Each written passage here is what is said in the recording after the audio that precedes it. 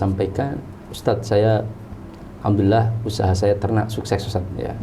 Kemarin saya juga habis haji dengan hasil ternak saya. Tapi ada yang bilang haram, Ustadz, kan padahal tidak haram.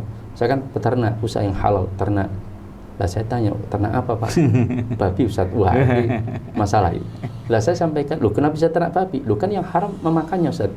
Tapi kan saya tidak memakan, saya cuma ternak aja. Oh, jangan salah. Bismillahirrahmanirrahim. Assalamualaikum warahmatullahi wabarakatuh. Waalaikumsalam warahmatullahi. Alhamdulillah, jumpa kembali bersama narasumber kita Ustadz Muhammad Ridho SE/MSc. Kali ini kita akan bincang seputar kaidah-kaidah dalam jual beli. Assalamualaikum Ustadz. Waalaikumsalam warahmatullahi wabarakatuh. Alhamdulillah. Masya Allah. Jazakallah khairan Ustadz. Hadir kembali dalam acara kita. Insya Allah kita akan bicara tentang kaidah-kaidah dalam jual beli. Baik Ustadz, seperti apa sebenarnya kaidah dalam jual beli itu? Tentu dalam muamalah ada prinsip umum yang harus difahami, di mana para ulama telah menetapkan bahwa al-aslu fil muamalati al-ibahah hatta yadulla dalilu ala tahrim. Bahwa sesungguhnya muamalah itu semuanya prinsipnya adalah ibahah, dibolehkan semuanya. Hatta yadulla dalilu ala tahrim, sampai ada dalil yang menunjukkan tentang keharamannya. Maka kalau kita berbicara tentang muamalah, terutama muamalah muasirah, kontemporer yang berkembang sangat banyak itu, maka kita tidak menanyakan dalil perintahnya, tapi ada nggak dalil larangannya? Dibalik ya? Ya, dibalik. Kalau memang tidak ada dalil larangan dalam fikih muamalah kontemporer yang berkembang, maka ya secara hukum ibahah, dibolehkan. Boleh gitu ya. Beda dengan prinsip ibadah. Kalau ibadah kan al-aslu fil ibadah al-hurma hatta yadulla dalilu ala tahlil. Jadi hukum ibadah semuanya haram kecuali ada dalil yang memerintahkan. Masya Allah. Itu prinsip utama dalam fikih muamalah. Jual beli ya, Masya Allah. Berarti hari ini kita bicara apa sih sebenarnya bentuk-bentuk jual beli yang dilarang ya. Yang bisa memberikan contoh, Ustaz? Karena banyak di masyarakat kan hari ini. Ya, sebetulnya tentu tentang jual beli yang dibolehkan dengan yang dilarang tentu lebih sedikit jual beli yang dilarang. Karena kaidah-kaidah larangan itu untuk mengatur apakah muamalah maliyah yang dikembangkan itu ada unsur haram atau tidak. Kalau ada unsur haram maka terlarang, kalau enggak ada boleh, tidak ada masalah. Secara umum para ulama memang ada yang merinci sampai 16 praktek jual beli yang dilarang. Baik, ini saya sebutkan satu-satu saja. Pertama, para ulama menyebutkan jual beli yang terlarang adalah jual beli yang pertama karena tempatnya. Karena tempatnya itu terlarang. Kita tahu bahwa ada tempat yang memang dilarang kita untuk melakukan transaksi jual beli, akad-akad muawadhat yang bersifat bisnis, ini tidak boleh. Ya seperti jual beli biasa misalkan, di mana itu di masjid. Al-masajid adalah tempat yang tidak boleh kita untuk melakukan transaksi jual beli. Termasuk dalam hal ini saya termasuk yang mengambil pendapat ulama, yaitu iklan. Iklan yang bersifat bisnis ya. Contoh misalkan, makanya saya, ya mohon maaf mungkin ada yang berbeda pendapat, saya lebih condong ke pendapat ulama yang lebih hati-hati dalam masalah ini, karena khawatir itu mengandung iklan yang bersifat bisnis. Contoh, saya diminta untuk bimbing umroh misalkan kemudian kadang-kadang kan biro umroh minta kita untuk menyampaikan ke jamaah di masjid gitu ya. Kemudian jamaah, mari siapa yang mau umroh bersama kami insyaallah dengan tur ini berkualitas bagus begini. Saya nggak mau meskipun transaksinya tidak di masjid. Kenapa? Meskipun transaksinya tidak di masjid, tapi kita mensosialisasikan atau mengiklankan.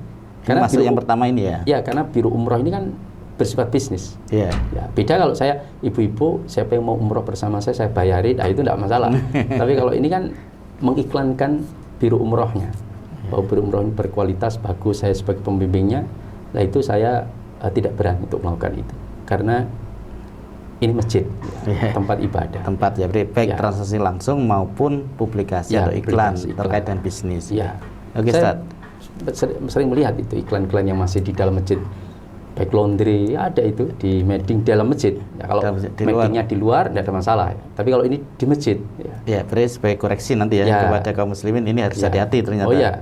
Tempat itu bukan berarti transaksi langsung, tapi juga mempublikasikan. Termasuk kadang-kadang mungkin kita bawa buku atau apa, meskipun nggak bayarnya di situ, tapi menyerahkan di situ juga nggak boleh juga itu ya. Kalau sekedar menyerahkan mungkin tidak bertransaksi ya, hanya penyerahan saja. Tapi kalau sudah siapa yang mau beli buku ini, kan itu berarti sudah transaksi. Tapi kalau maaf besok pas pengajian saya bawa bukunya ya, yang kemarin dibeli, oh ya nanti ketemu pengajian, nyerahkan saja mungkin tidak ada masalah. Beda dengan publikasi tadi ya? Beda, kalau publikasi kan juga sudah bernuansa bisnis. Oke, tempatnya Ustaz ya. Yang kedua apa Ustaz? Yang kedua adalah waktunya. Waktu. Jadi ada waktu yang memang dilarang seseorang itu melakukan transaksi jual beli.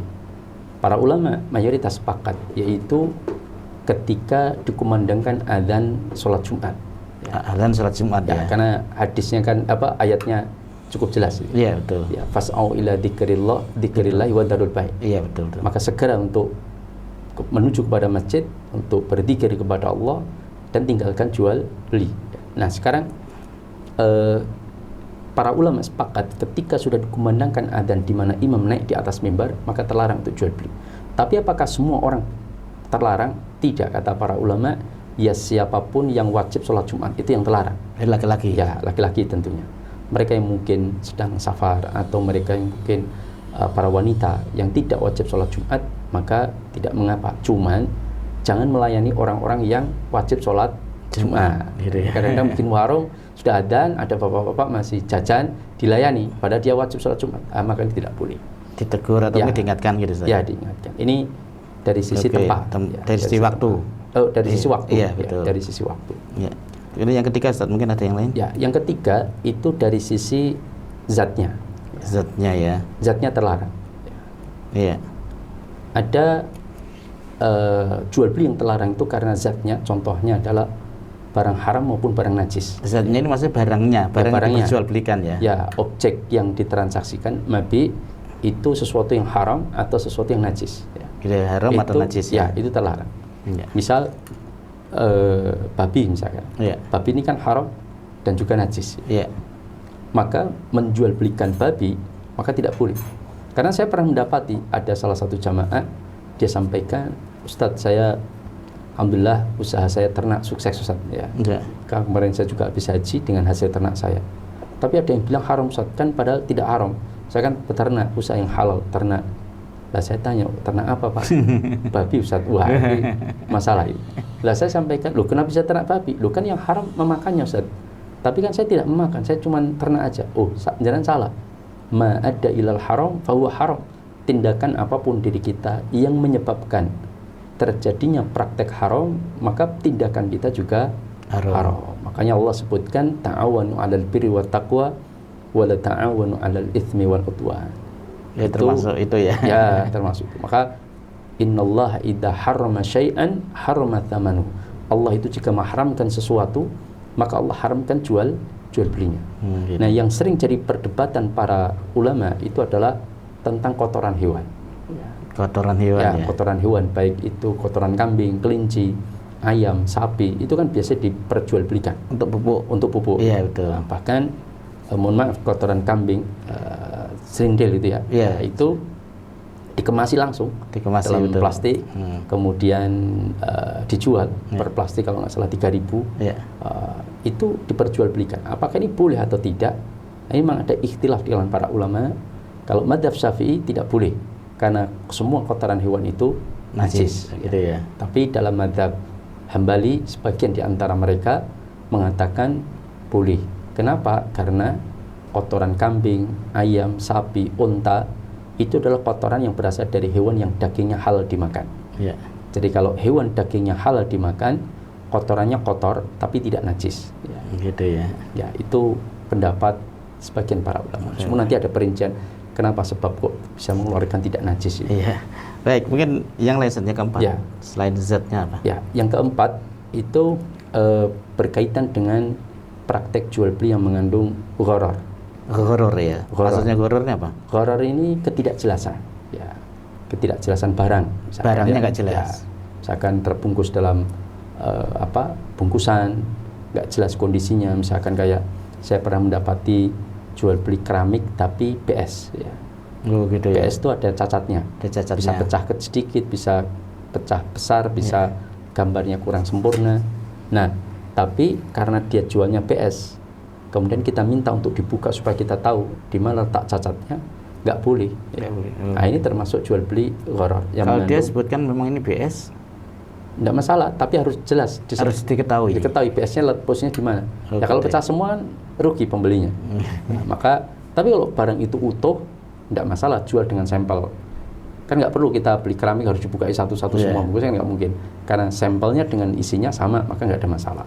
Tapi kalau dalam ini PS, berarti mengandung kecacatan, tapi tidak jelas cacatnya, ini menjadi gharar. Atau jual beli misalkan anak hewan di dalam perutnya. Ya. Misalkan ya, ini saya punya kambing atau punya sapi sedang bunting besar, tapi saya punya dana. Antum beli aja yang di dalam perut ini 2 juta saja. Nah, terus nanti ketika lahir maka menjadi milik dia. Ini tidak boleh. Karena masih dalam perut. Belum jelas gitu ya. Belum jelas. Gharar itu ya. Ya, itu gharar. Baik. Tadi ada tempatnya, waktunya, zatnya, barangnya gharar. Ya. Kemudian yang lain, Ustaz? Yang kelima yaitu tentang bai usil'ah qabla qabdiha. Menjual belikan barang yang belum diserah terimakan. Belum diserah terimakan ya. Maksudnya gimana? Maksudnya begini. Jika ada seseorang membeli satu barang di toko misalkan, toko A. Ya. Kemudian sudah dibayar mungkin. Ya. Tapi barangnya belum diserah terimakan. Maka tidak boleh orang tadi menjual barang tersebut kepada orang lain karena belum diserah terimakan. Karena sudah dibeli, meskipun sudah dibeli. Gitu ya? Meskipun sudah dibeli, sudah dibayar, tapi kalau belum diserah terimakan, nggak boleh dia menjual kepada orang lain. Maksudnya penjual ini ya? Pembelinya. Misalkan ya. Oh, pembelinya antum beli, antum penjual. Saya penjual. Saya pembeli ini. Iya, betul. Kemudian saya beli barang ke tempat jenengan. Iya, betul. Katakanlah 5 ton beras. Iya, masih di tempat saya barangnya. Masih di tempat jenengan. Iya. Saya sudah bayar ini. Iya. Semuanya lunas. Iya. Tapi barang belum dikirim ke saya. Baru besoknya dikirim. Iya. Nah, kemudian saya sebagai pemilik barang itu yang belum saya terima, itu nggak boleh saya perjualbelikan dulu. Betul, ini sering terjadi ya, Ustaz ya? Ya, harusnya jenengan menyerahkan dulu ke saya, baru kemudian saya menjual. Kalau serah terimanya belum dalam bentuk barang, mungkin kita ucapan, Ustaz. Ini berarti barang ini sudah sah milik Ustaz. Boleh nggak itu Ustaz jual? Sudah nggak berpindah resiko barang itu dari jenengan ke saya? Kan itu. Karena sesuatu yang belum diserah terimakan, itu resiko barang masih ditanggung oleh penjual. Sehingga pembeli tadi yang akan menjual tidak layak. Kenapa? Dia ingin cari keuntungan tapi tidak mau menerima resiko barang. Saya bilang misalkan, Ustadz barangnya biar di tempat antum dulu. Katakanlah 3 ton beras. Oke. Nanti sepekan lagi ya baru dikirim. Nanti saya kasih alamat untuk mengirimnya. Ternyata saya jual ke orang lain. Ternyata dalam 3 hari beras itu bermasalah karena datang banjir besar misalkan, terkena air semuanya, berasnya rusak. Siapa yang menanggung resiko beras itu? Antum, karena saya belum terima. Kalau beras itu sudah saya terima, baru resiko berpindah ke saya. Tidak layak saya mencari keuntungan tanpa mau menerima resiko. Karena berarti masih memiliki resiko di penjual yang pertama gitu ya. Gitu ya. Itu salah satunya. Yang kedua bisa menimbulkan konflik, menjual belikan barang yang belum diserah terimakan. Saya pernah mendapati itu di depan mata saya. Jadi waktu itu saya datang ke tempat kerabat, dia penjual komputer, kebetulan saat itu dia juga jualan kembang ya, namanya gelombang cinta itu. Waktu booming dulu. Ditelepon sama temennya, punya gelombang cinta, punya saya. Berapa? 2 box ya. Berapa? 1 juta ya. Kata temennya, wah jangan, terlalu tinggi itu, susah jual nanti. Lah berapa? 600. Saudara saya akhirnya ditawar-tawar naik 800 nggak mau, akhirnya deal-nya 700 ya. Kalau tidak salah deal-nya 700. Sudah deal 700, oke, saya ke tempat jenengan. Ya, deal kan, harganya sudah deal. Dia datang itu mbak pembeli. Ya. dia datang mbak pembeli dan dijual di tempat dia itu, beli, ya, dengan harga 1,5 juta. Dia terima dari pembelinya 1,5 juta, dikasihkan ke kerabat saya 700.000. Pada dia kulaan 400-an, untung 300, dia nggak pakai modal, untung jauh lebih besar. 1,5 juta kan 800-an. 800 ya. Nah, itu bikin dongkol orang. Nah, itu yang kemudian Islam mengatur supaya dalam jual beli harus serah terimakan dulu. Serah terimakan gitu. Ya, termasuk kasus yang banyak terjadi di sebagian saudara kita dalam dunia properti, ya. Itu membeli tanah dengan cara DP, misalkan harga 1,5 M, di DP 400 juta, kemudian dia minta izin untuk menggarap tanahnya, diuruk, dikapling-kapling, kemudian dijual. Pokoknya dalam 6 bulan dilunasi. Nah, ternyata setelah diuruk, dikapling-kapling, dia jual hasil penjualannya untuk melunasi. Harga lebih mahal. Ya, tentu harga lebih mahal. Nah, pemiliknya mungkin menyerahkan tanahnya, oke, silakan garap, yang penting 6 bulan kemudian harus dilunasi. Nah, tapi kenyataan kan tanah itu belum terjadi AJB. Akta jual belinya belum, karena baru di DP. Notaris tentu nggak mau kan melindungi konsumen. Nah, dia baru AJB kalau sudah lunas. Berarti secara kepemilikan surat, ya, penguasaan itu masih di tangan penjual. Penjual pertama tadi. Ya, dia pembelinya belum menguasai. Dan kenyataan banyak kasus yang saya dapatkan, bahkan ada 40 orang yang kasus dengan properti yang mungkin berlabel syariah juga ada, yang konvensional juga ada. Itu kasusnya adalah dia sudah menjual beberapa kapling tanah, tapi ternyata nggak mampu melunasi dalam 6 bulan. Nah, akhirnya apa yang terjadi? Dibatalkan oleh pemilik tanah pertama, dibatalkan, dianggap DP hilang, hangus, kemudian dibatalkan.